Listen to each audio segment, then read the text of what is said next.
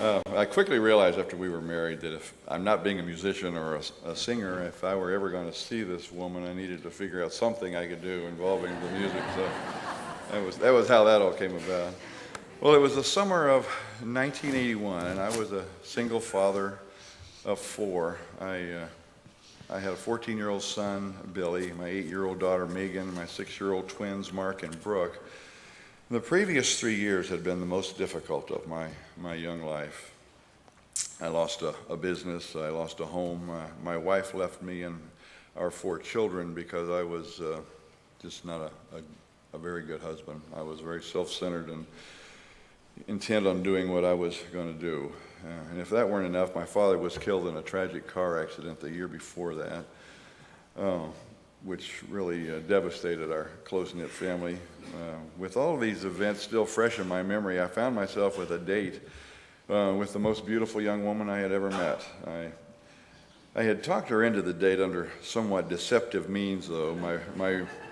My brand new sister-in-law was good friends with this young woman, and the week before at my brother's wedding reception, I told my sweet little daughter Brooke, 6-year-old, I said, "See that pretty lady over there?" I said, "You go sit on her lap and talk to her."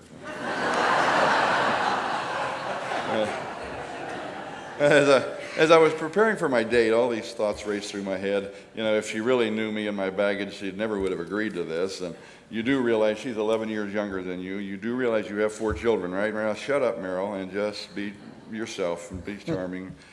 And I said, yeah. But I did say, I was just thinking, you know, she is a little strange. She does smile a lot, you know. Well, that beautiful young woman, as I'm sure you have figured out, is my sweet Caroline. You see, we both had been through some major crisis in our recent past, and we had both rededicated our lives to God, and were attempting to make major changes and follow Him.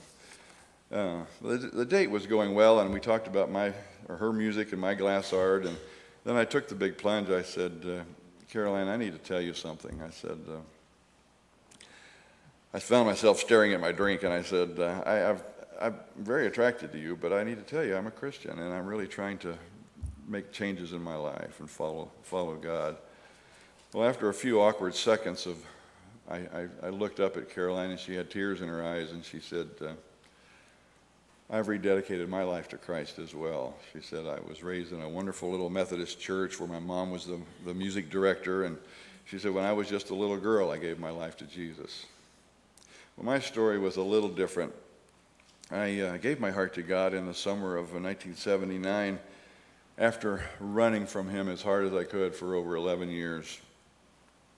You know, to me, at that point in my life, Jesus was just a historical character that really had no relevance. I came from a Catholic family and had 12 years of Catholic schooling, so I knew a lot about Jesus, but I just didn't know who He was.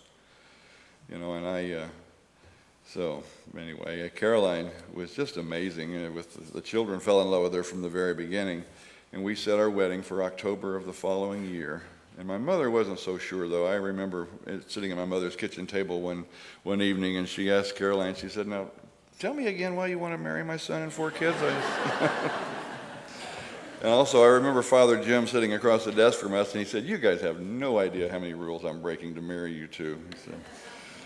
Well, he married us in a beautiful little ceremony at Holy Family Catholic Church in Virginia Beach on October 16th of 1982, with everyone we loved in attendance.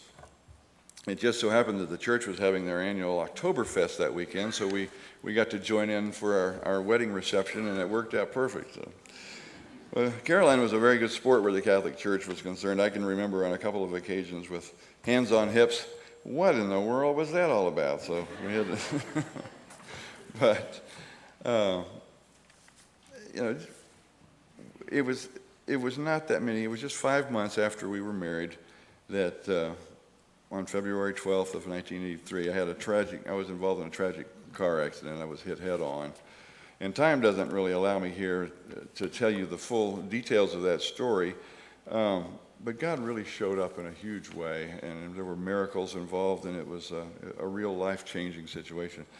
I went from hoping and feeling that God were there and God was in my life to knowing without a doubt in my heart that the God of the universe loved me.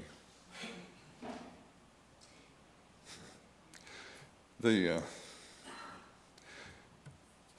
scripture, Romans 8:28, was one that we hung on to through all of this. And of course, Romans 8:28 says, we know that all things work together for good for those who love God and for those who are called according to his purpose. Well, during this time, my new bride and I grew closer together than ever, and witnessing God's hand in our life really confirmed that we were on the right track. In the ensuing years, Caroline and I had 4 more children. We have our son Jonathan, who's presently in the Coast Guard on the West Coast, and our son David, who is a prominent fixture here at Long's Chapel on the drums and guitars and leading worship with Pastor Allen on our Sunday night service. And then there's our second set of twins, Joshua and Alicia, our babies, our 24-year-old babies. Most of them have contributed to our 13 grandchildren. Now, fast forward to July 4th, 1995, when we unloaded our U-Haul at our new home in Maggie Valley, and we knew we were home. Why did we move here? I know many of you non-natives have been asked that same question. Well, because it's drop dead gorgeous, and the people are wonderful, loving, and accepting people. And those of you who have been blessed to be here all your life know this all too well.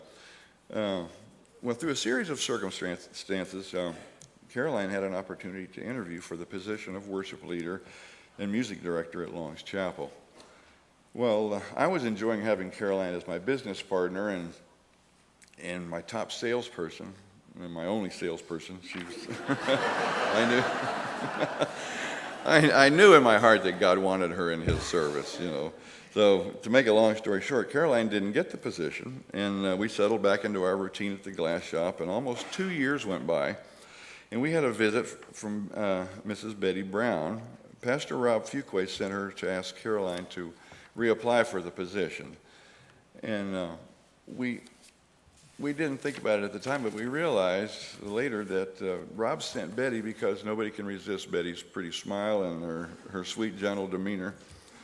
Well, Rob and his wife Susan took Caroline to lunch and discussed the position just before they were going on their vacation. And Caroline and I prayed about the decision and talked about it. And Caroline wrote Rob a very nice, lengthy, diplomatic thanks but no thanks letter. And Rob told us later that had caused him to have a miserable vacation, but it did force him to his knees in prayer over God's solution to the situation.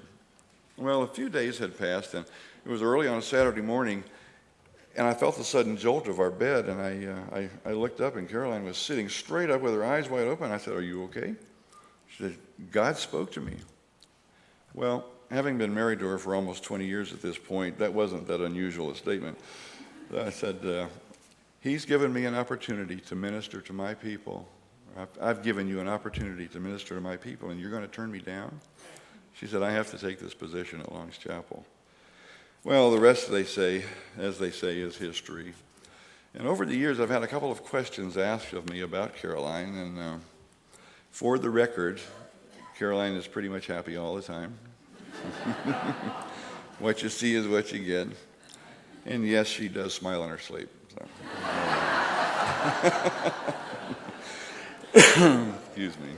And God's plan for us has not only allowed Caroline, the opportunity to share God's calling on her life. Long's Chapel has become our family. We've had the honor and the privilege to walk with many of you through weddings and baptisms and funerals. And it's been a real honor. You guys have been gracious, and you've welcomed our family into the life of this church. Our daughters Megan and Brooke are part of this fantastic worship team. Our daughter Brooke's husband Bucky and her son Trenton are part of our SALT team, our Sound and Light team. And many of you know Trudy's sweet mama, Caroline's sweet mama. She's not here. She's usually here for our 11 o'clock. I wanted somehow to share our 30th wedding anniversary with you on the 16th, which is Tuesday.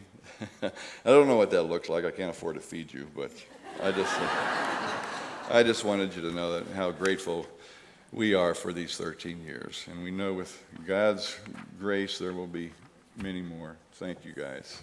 Yeah, that's great. Thank you, guys.